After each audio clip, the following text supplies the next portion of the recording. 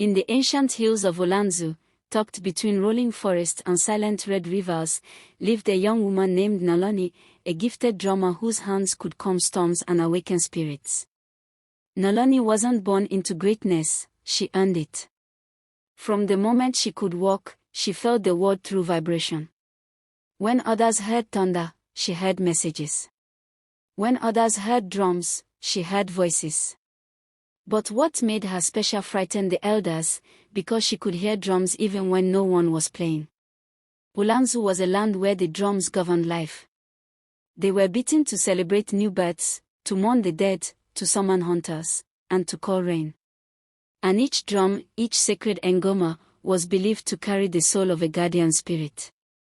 If the drums ever stopped beating on their own, it was said the spirits had turned their backs on humanity. And for 1,000 years, they never stopped. Until the night Noloni turned 19. The village square was alive with celebration.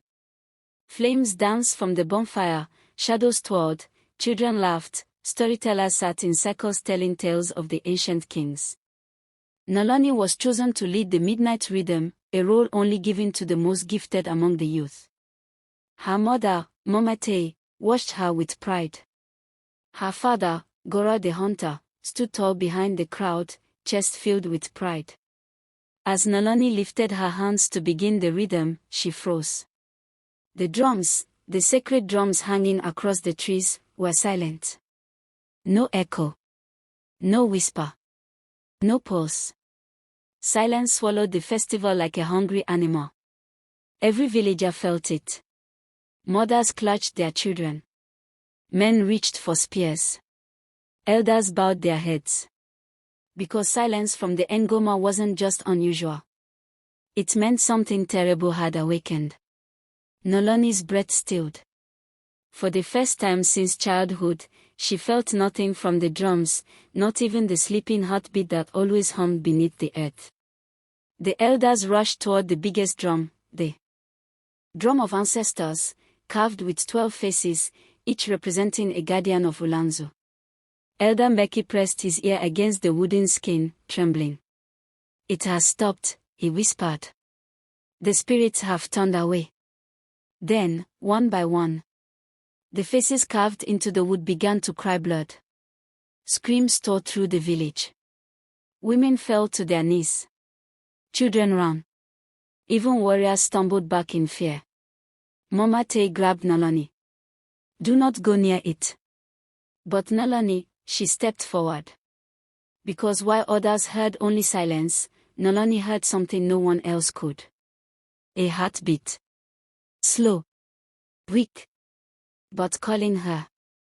When her hand brushed the drum of ancestors, the world around her vanished.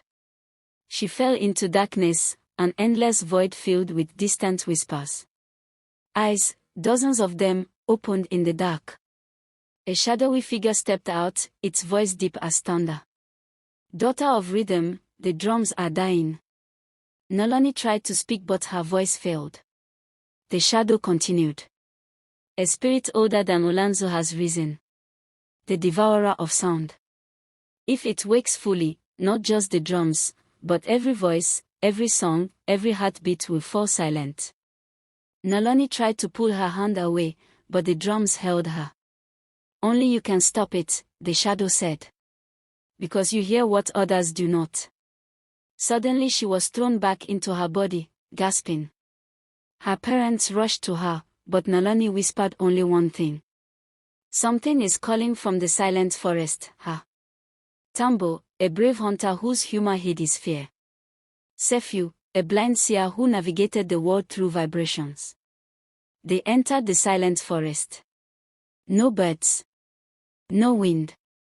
Not even their footsteps made sound. The deeper they walked, the more Noloni felt a tug, like invisible hands pulling her forward. Whispering. Guiding. They reached a clearing where a massive ancient drum stood, taller than 5 men, abandoned, covered in vines. Noloni approached. Tambo grabbed her. "No. That drum, it doesn't belong to our world." Sefiu lifted his head. "It is not a drum, it is a gate." Noloni touched the wooden skin. It beat once. Then again. Then a third time, so loud the ground shook. The vines tore away and a crack ripped open across the drum, spilling out pale smoke that snaked around the trees. A deep, monstrous sound echoed. I am awakened. Every drum in Olanzo exploded at once, the sound faint even from miles away. The devourer of sound stepped out, an enormous creature with a mouth that stretched across its entire body, its skin covered in thousands of ears, listening, feeding, hungering. Tambo fainted instantly. Sefiu fell to his knees, clutching his head. Noloni stood frozen as the monster advanced. "Why me?" she whispered. The devourer's voice shook the forest. "Because you are the last child of the first drummer. Your blood carries rhythm older than creation. And only your heartbeat can destroy me." Noloni's heart throbbed painfully. She felt something awaken inside her, a burning, ancient heat in her palms. The air vibrated. The earth vibrated. Her heartbeat grew louder. Thump, thump. The devourer roared, staggering back. It was afraid. Sefiu shouted, "Noloni, use your rhythm. Beat the heartbeat of the ancients." She closed her eyes and summoned every rhythm she had ever learned, every drumbeat her village had passed down, every song her mother sang, every story her father told. Her palms glowed red. And she struck the air like a drum. Dum, dum, ta. Dum, ta, ta, ta. Dum, dum, dum, ba. The forest lit up. The trees vibrated. The very sky cracked like a drum skin. The devourer screamed as its ears split open, its body tearing apart under the force of her rhythm. Noloni, to the forest. Birds sang. Wind blew. Water trickled. Noloni collapsed. When she awoke 3 days later, she was in Olanzo, surrounded by villagers.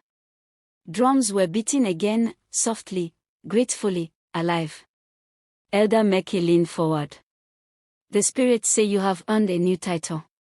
The villagers bowed deeply. "Noloni, keeper of rhythm.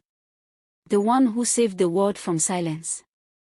And from that day on, whenever the drums of Olanzo beat loudly during festivals, mothers would whisper to their children, "Enjoy the sound, little one. For if the drums ever refuse to beat again, Noloni will rise."